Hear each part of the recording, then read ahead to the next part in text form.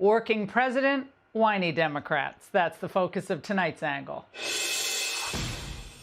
Oh, well, we all know that President Trump sleeps, maybe 4 hours a night when he's back home. But during this grueling three-country swing through Asia, I don't know, he's probably getting more like 4 minutes a night.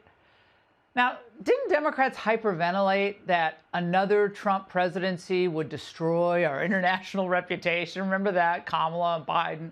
But instead, he's restoring it after 4 years of humiliation under Biden.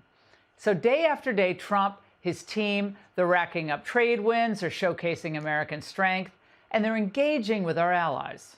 I have such respect for Japan and the country, and now I have a really great respect for the new and incredible Prime Minister. And I have to say this, the first female Prime Minister in the history of Japan.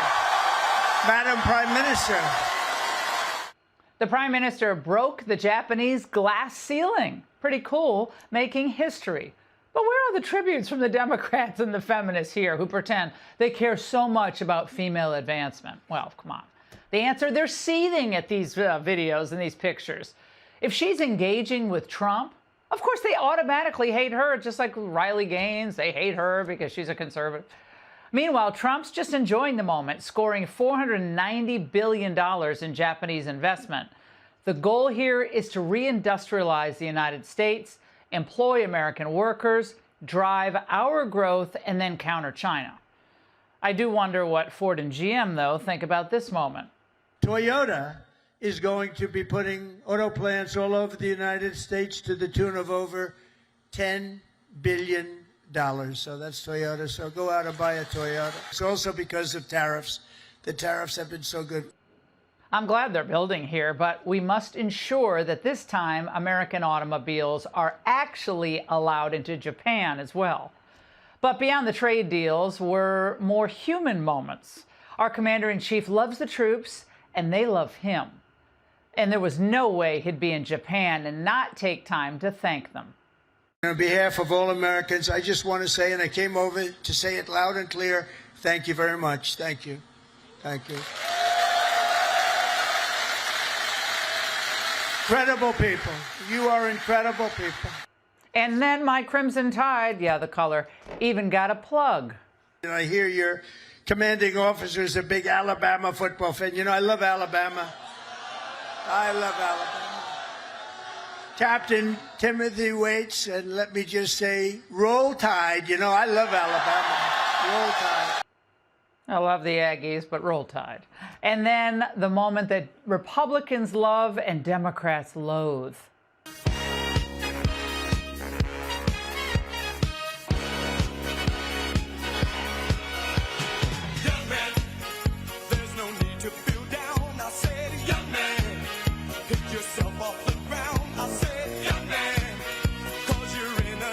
All right, never gets old. Love it.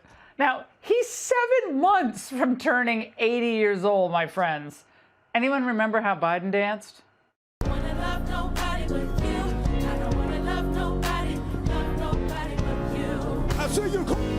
that was A-OK. Of course, but Trump, the man goes nonstop across multiple time zones, early morning, late at night, still working, meeting with top officials, giving speeches, and having a little fun.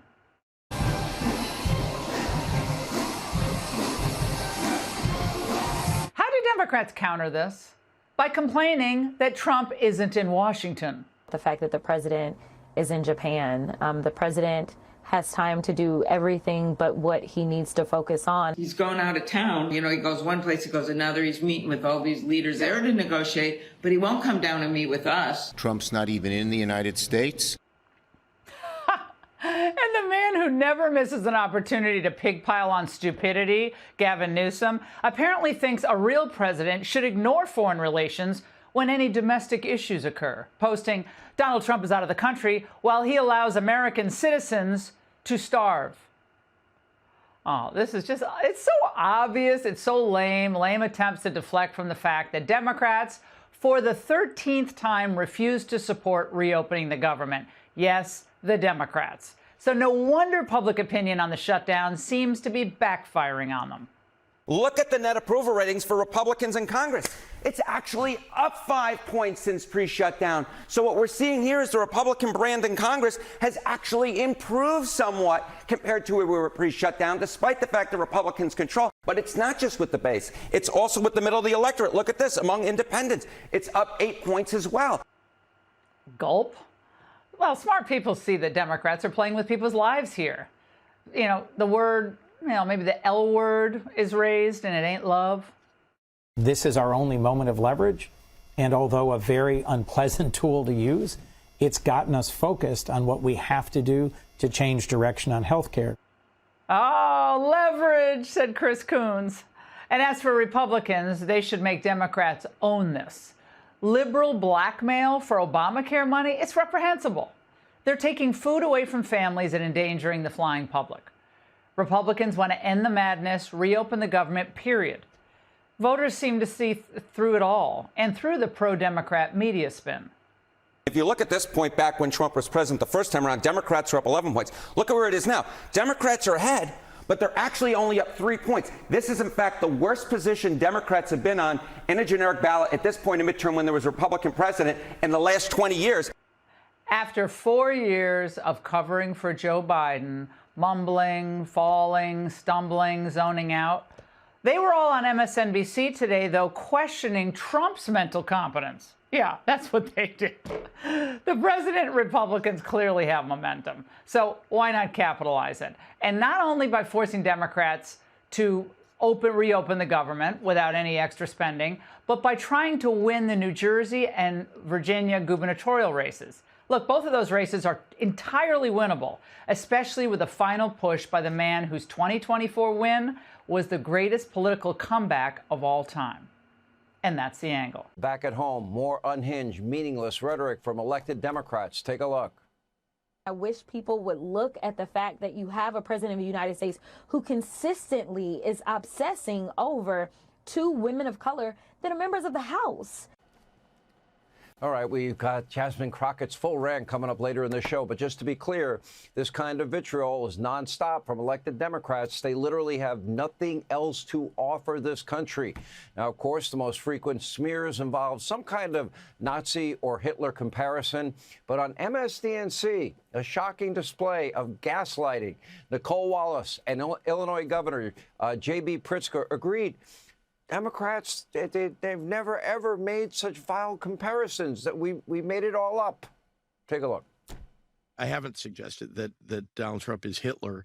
I wouldn't say I don't that think any Democrat has. I actually, and I think it's a smear that they project back on to critics.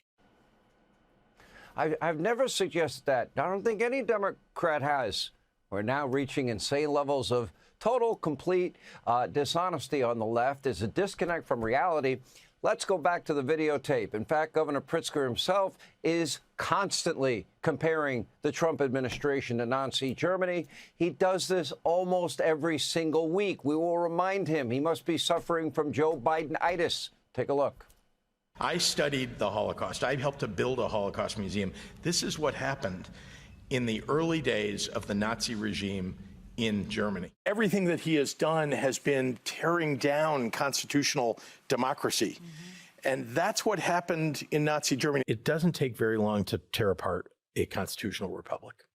Indeed, the Nazis did it in 53 days. And our democracy is almost as fragile. And we're seeing it right now. The dangers that we saw in Nazi Germany, especially in the earliest days of Nazi Germany, are the dangers that we need to react to now. People have criticized me for talking about the Nazi regime. It's the one I know most about because I helped to build a Holocaust museum. This is what happened. People's rights started getting taken away. People got accused of being immigrants. This is before the Holocaust really took place. There are lots of authoritarians that I could point to. It happens that I know best because I helped build a Holocaust museum sitting next to Holocaust survivors about what the Nazis did in those early years. No, I understand that. I'm not but talking about the Holocaust. I'm talking about agents. what they were doing, taking away people's rights, arresting people, asking them for papers. Early on in an authoritarian regime, wherever it is in the world throughout history, this is what happens. It's the beginning of something very bad for our country. Nah, he's never used Nazi comparisons at all. And it's not just Pritzker. Pretty much everyone in the Democratic Party loves to throw around Nazi references. Take a look. We have a Timu Hitler in the White House right now. I don't even know what to call him. I've called him so many things. But this wannabe Hitler, for sure. Comparing the tactics of Donald Trump to Mussolini and Hitler is a very legitimate thing. Let me ask you tonight, do you think Donald Trump is a fascist? Yes, I do. Donald Trump's modern-day Gestapo is scooping folks up off the streets. He is paving the way to become a Vladimir Putin or to become an Adolf Hitler or a Kim Jong-un. That's what he wants to be. Is that not going too far to make a comparison between the President of the United States and the Nazis? Find me a better analogy. Well, Hitler was duly elected. That's right. Right? And so all of a sudden, somebody with those tendencies, those dictatorial, authoritarian tendencies, would be like, oh, okay, we're going to shut this down. We're going to throw these people in jail. And they didn't usually telegraph that. Trump is telling us what he intends to do. This is a very dark, vengeful time in the Democratic Party. In fact, that's why Democrats continue to shut down our federal government. This is all one big, angry Trump derangement syndrome stunt in order to gain some kind of political leverage. And they're saying it. Yeah, we know people will suffer, but we need the leverage over Donald Trump and prove that they can stand up to Donald Trump, the president they detest so much. Take a look. Republicans control the House, the Senate, and the White House. Frankly, this is our only moment of leverage. And although a very unpleasant tool to use, it's gotten us focused on what we have to do to change direction on health care. At the very same time, Democrats are once again lying about the shutdown. It's the Schumer shutdown. They're trying to blame Trump while voting 13 times to keep the government closed. Last week, they specifically voted against funding our military, brave men and women that put their lives on the line for us. Today, they specifically voted against funding federal SNAP benefits and food assistance programs. As of Saturday, they are completely out of money. That will impact over 42 million Americans. But according to one Democrat who voted to keep the government closed, it's all President Trump's fault. Figure that out. There was nothing stopping the Trump administration from making sure that every single one of the 42 million Americans, 16 million children, 8 million seniors, 4 million people with disabilities, 1.2 million veterans received nutrition assistance in November. All right, the American people, they're not dumb. Everything will go back to normal if Democrats simply vote for a clean, nonpartisan, continuing resolution which funds the government at current levels. This is a crisis caused by the Democratic Party that said they were all against shutdowns. Schumer's whole career was against shutdowns. If Republicans, in fact, are actually surging in the polls as they are, well, let's take a look. 28 days into the shutdown, this isn't working for the Democrats. It's backfiring big time tonight. Take a look. Take a look here, the shift in net popularity versus pre-shutdown.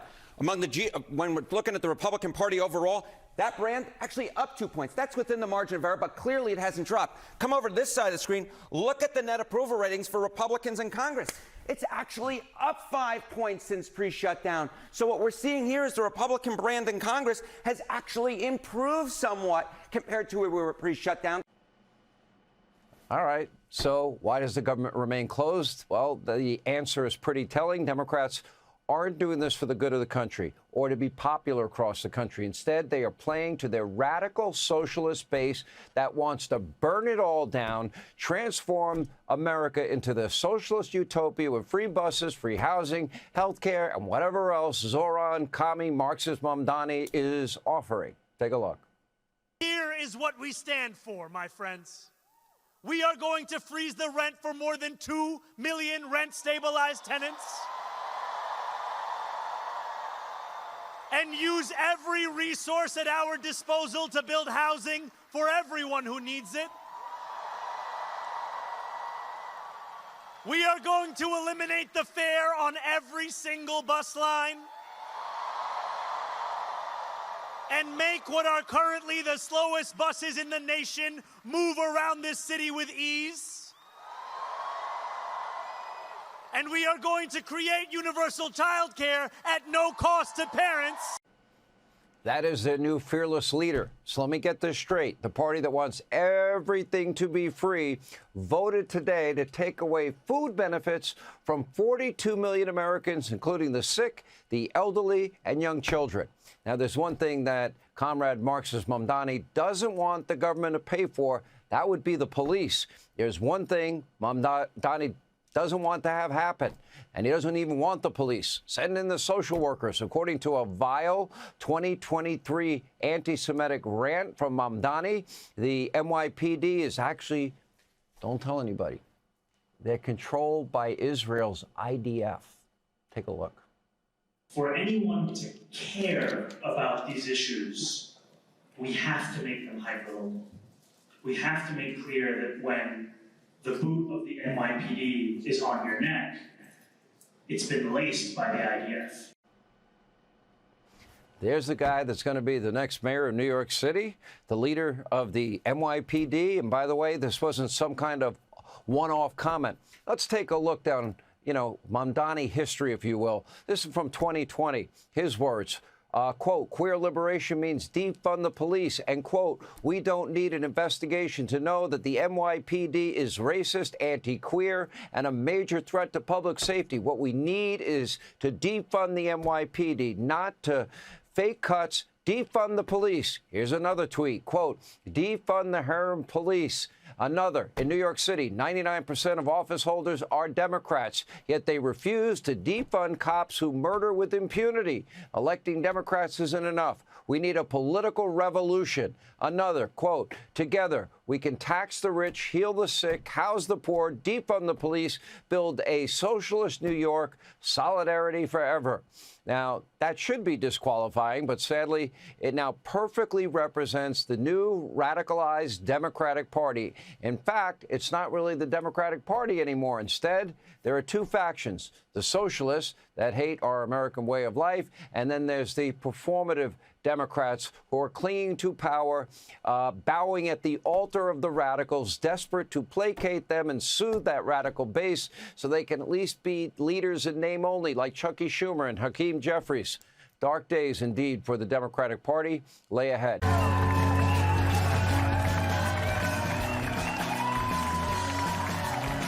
Thank you, thank you, thank you. Oh, my goodness.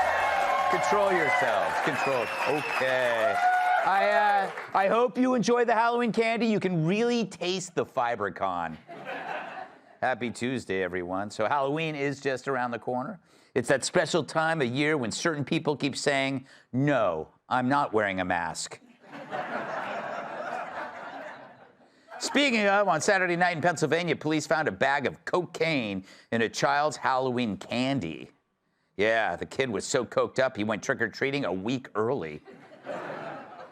Even more, he was able to get candy from 1,400 houses in under 12 minutes. According to a new poll, Dwayne "The Rock" Johnson has a better chance of becoming president than Kamala Harris. Also, according to the poll, anyone with Ed Johnson has a better chance of becoming president than Kamala Harris. Zohran Mamdani claims the aunt who was a victim of 9/11 due to her fear of wearing a hijab on the subway was actually his father's cousin who is deceased and may not or may have been in the country at the time. He directed all future questions to his spokesperson. That's Jussie Smollett for you blind people at home. Juicy. Last night, the LA Dodgers beat the Toronto Blue Jays 6-5 after 18 innings. Yeah. The game took so long because ICE agents kept raiding the dugout. Yeah, we're talking a long game. The Dodgers pitching staff actually had time to learn English because they're Asian. In a recent speech, President Trump joked he doesn't like good-looking people. So he's finally admitting he had sex with Stormy Daniels. Oh, wow. Wow, too soon. And finally, Eric Swalwell is demanding that every 2028 Democrat presidential candidate promise to demolish the new White House ballroom, with fellow Democrat Jerry Nadler pledging, "I am ready to destroy any White House bathroom."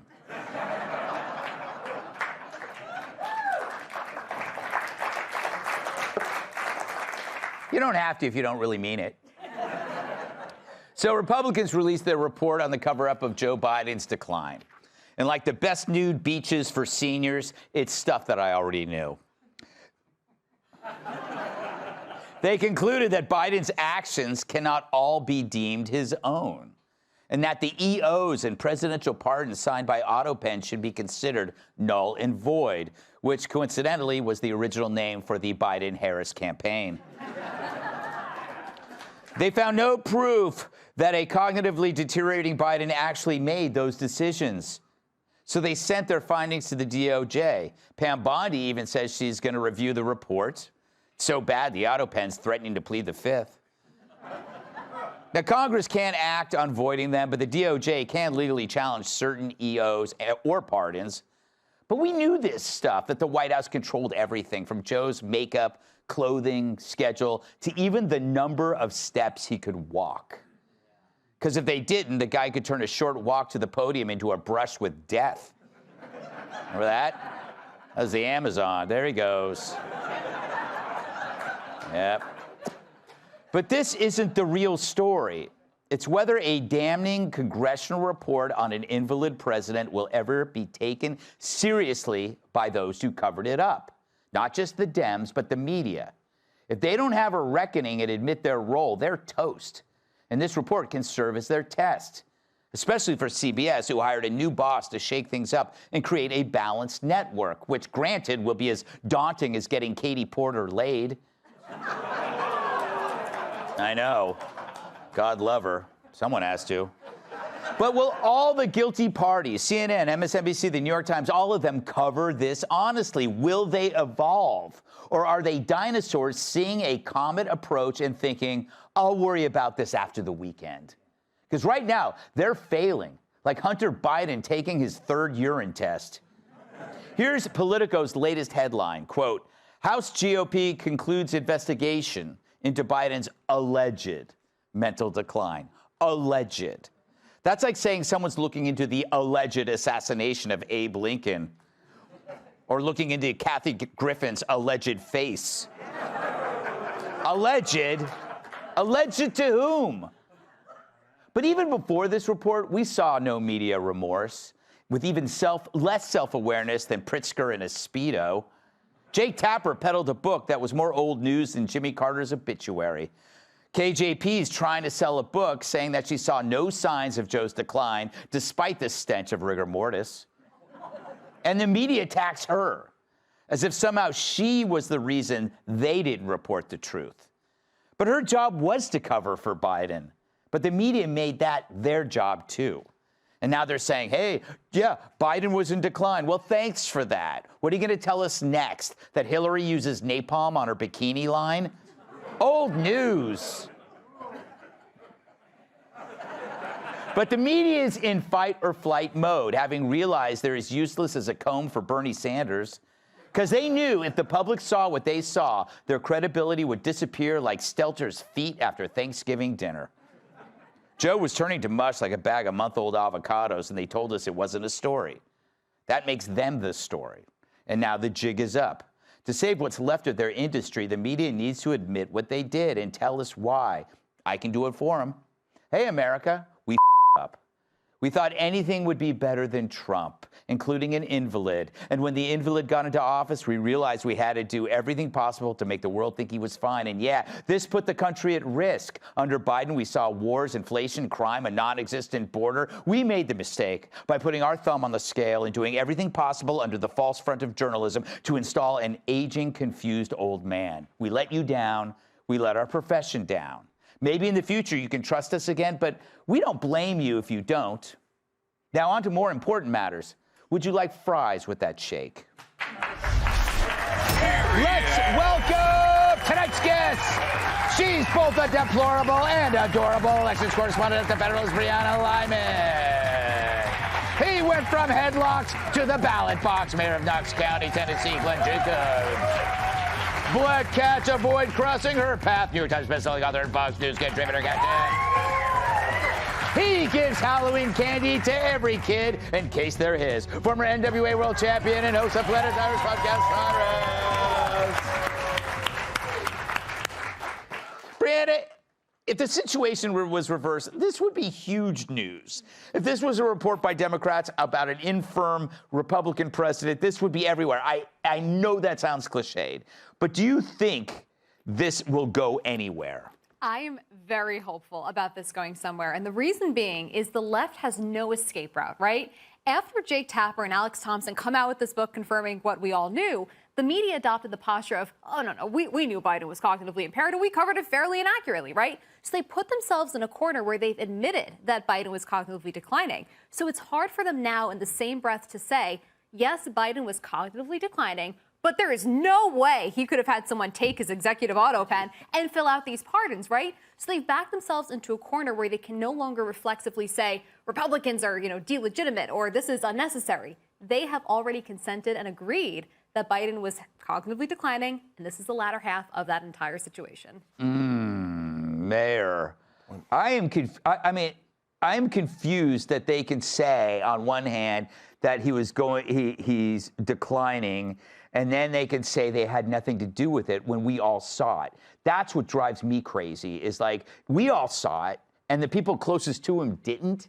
They got to be held accountable. Yeah, it's the ultimate collusion, right? Yeah. Now, speaking of the people closest to him, I heard that it was actually Jill Biden that ordered the auto pen because Joe was drawing with crayons on the walls again. And Hunter better hope that that pardon isn't overturned, because he's going to find out that taking the fifth in court does not mean the same thing as taking the fifth in the bar. Yeah. This is one of the biggest cover-ups in American history. It's a massive story. We have no idea who's running the country. You have a president in cognitive decline. What had happened? Who was doing anything? What had happened if he had a real crisis and Joe Biden had hit the red button thinking that he'd won bingo? Yeah. Well, think about, like, we did have real crisis. Ukraine, October 7th. I know that Trump says these things wouldn't happen if he was in charge, but there's a strong possibility he's right. Yeah. And that's infuriating, Kat. I know people just want, like Harold Ford will say, we got to think about the future, forget about Joe. But if we forget about Joe, then we let all these people off the hook. Well, I'm also just fascinated of how it happened. Yeah. It's crazy. And also, I've said this before, but I feel like no one ever says this, and I still want to know. I still don't really get the whole auto pen thing, because I feel like it's not that hard to sign stuff. Yeah. That's like, why was there an auto pen? You're supposed to do it for autographs. No, but that's like gotta be the easiest part of the job, is like going like that. Like, yeah. You couldn't do that? Yeah, unless it was like 1,000 books. But you're right. How many things do you have to sign? What else was he doing? Yeah. You could do it sitting down. Yes. He could actually be lying down and doing it. Yes, exactly. So everyone just talks about the auto pen like I'm supposed to understand how that could possibly be necessary. It is true. It's like that's probably the one part of his body, Tyrus, that still works. And the signature's the one thing that doesn't have to be neat. Yes. Exactly. Mine looks terrible. He could even do signatures in cool crayon colors. Yeah. He could. He'd still be like, oh, I have a thing from the president. See the squiggle? There's a J there. And Kat's 1,000% right. What else was he doing? You couldn't wake him up between naps. Here, sign here. But unfortunately, I don't think we're going to get much from it, because there's this little thing. A lot of the politicians involved in this, they had qualified immunity, and you have to get everyone to turn on each other. And what we're seeing is that they were very good at what they did. Like JPK. She's on this tour saying he was perfectly fine. He probably was, because I don't think she was ever in the same room as him. She got a notebook every day. Here, It's from the president. Maybe she got a phone call and it was Hunter Biden with a napkin going, yeah, it's me. Just do this and do that. Oh, sorry, and they were catfishing her. Oh, my FaceTime's not working on my phone today, but I'll talk to you tomorrow. So I think she was probably talking to a Nigerian prince instead of talking to the president. I think they catfished her, and she's a gullible fool and a DEI hire. So she didn't question anything. Now she's out here in a book tour, and they're laughing at her because they're like, because I'd be like, you spoke to the president? And there's never the follow-up picture question. Do you guys ever take a photo together? Was there ever, because you would see like action photos of like Dana ducking the shoe as the president pointed and laughed back in the day. Yeah. You would see pictures of them working together at the desk, things like that. There's no evidence that they were ever in the same room together. That's right. Yeah, it's true. So I think they were very good at what they did, and it's continuing. And they're continuing the stuff. The people that were running the country are the same people now who are doing the things in the street, who are pushing the Mondanis, who are getting people to show up against ICE, and with the government shutdown, it's the same cast of characters. I think the reason why CBS is changing and the Washington Post are changing is because they realized they had to clean house after this, because since the legacy media is not admitting that they colluded. They were in on it, yeah. Yeah, they were in on it. They're just saying, like, maybe we can get rid of everybody by putting Barry Weiss in charge of CBS. Those people will leave, and the Washington Post, everybody's leaving, rather than have to say we were the bad guys. That's what I think anyway. And you know what? I don't care if you're not laughing. Hey, Sean Hannity here. Hey, click here to subscribe to Fox News YouTube page and catch our hottest interviews and most compelling analysis. You will not get it anywhere else.